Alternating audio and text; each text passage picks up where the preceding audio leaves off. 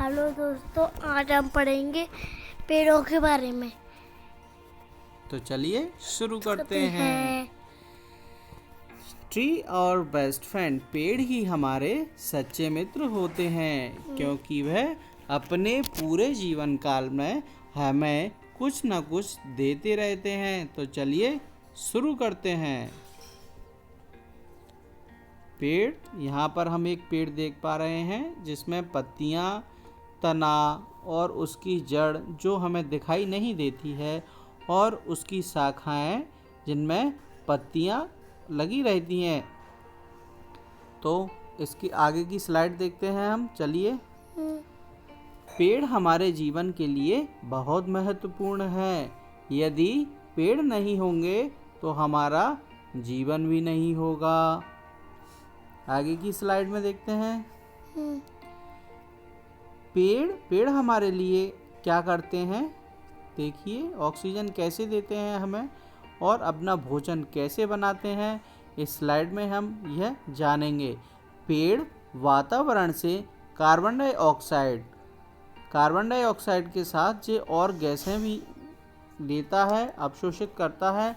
तो पेड़ वातावरण से कार्बन डाइऑक्साइड तथा जमीन के अंदर से जल, जो जमीन के अंदर वाटर होता है, वो लेता है जड़ों के माध्यम से, और सूरज के प्रकाश की उपस्थिति में प्रकाश संश्लेषण की क्रिया करता है और अपना भोजन बनाता है तथा वातावरण में जीवनदायिनी ऑक्सीजन मुक्त करता है। आगे देखते हैं, आगे की स्लाइड में।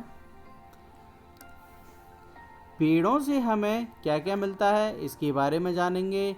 पेड़ों से हमें ताज़ी और ठंडी हवा मिलती है और छाया मिलती है।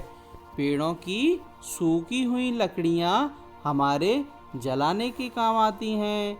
और आप तीसरे चित्र में देख पा रहे होंगे कि इसमें बहुत सारे फल लगे हुए हैं, आम के फल, मैंगो।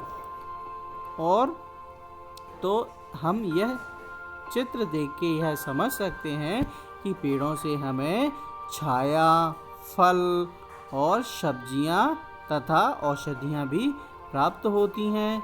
आगे की स्लाइड में देखते हैं। हाँ, यहाँ देखिए, आप एक चिड़िया देख पा रहे हैं जो एक पेड़ की टहनी पर बैठी हुई है और अपने बच्चों को कुछ खिला रही है। तो हम यहाँ से समझेंगे, सभी पक्षियों और बहुत सारे छोटे छोटे जीव जंतुओं के घर पेड़ों पर ही बने रहते हैं और पेड़ों पर वो पेड़ों के फल को खाते हैं, पत्तों को खाते हैं, और बहुत सारे छोटे छोटे कीट पतंग पेड़ों पर घूमते रहते हैं। पेड़ों की कमी के कारण कई सारी जानवरों की प्रजातियां विलुप्त हो गई हैं।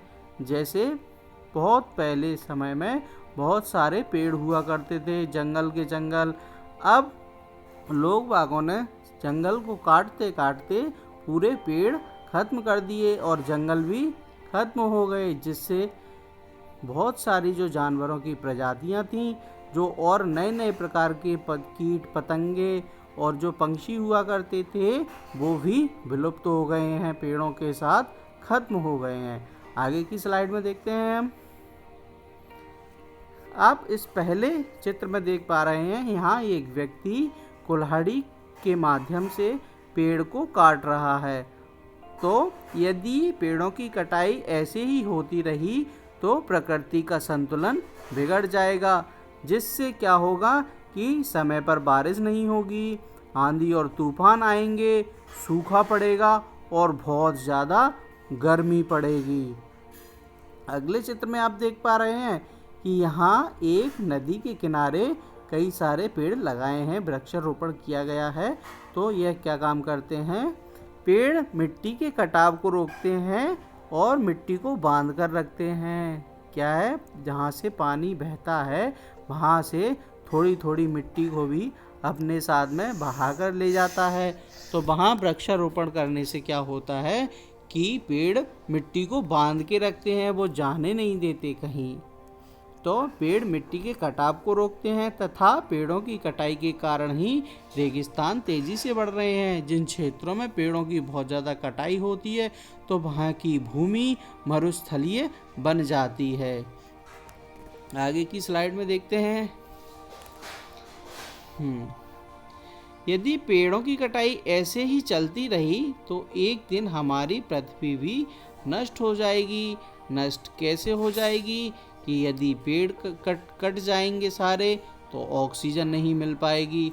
ऑक्सीजन नहीं मिल पाएगी तो हम जीवित नहीं रह पाएंगे, और पेड़ कट जाएंगे तो हमें फल फूल नहीं मिल पाएंगे, हमें कुछ भी खाने को नहीं मिल पाएगा और हम स्वतः ही नष्ट हो जाएंगे। अगर पेड़ नहीं होंगे तो हमारा वातावरण भी नष्ट हो जाएगा और जनजीवन अस्त व्यस्त हो जाएगा। अगली स्लाइड में देखते हैं। हमें अपने आसपास बहुत सारे पेड़ लगाने चाहिए जिससे वातावरण बहुत सुंदर, स्वच्छ और आकर्षित दिखे। आगे की स्लाइड में देखते हैं। हाँ, यहाँ पे थैंक्स फॉर वॉचिंग। आप और अधिक एजुकेशनल वीडियोस देखने के लिए आप हमारे kids learning and revision channel को सब्सक्राइब कर सकते हैं, और अगर आपको हमारा यह वीडियो पसंद आया हो तो इसे लाइक करें। धन्यवाद।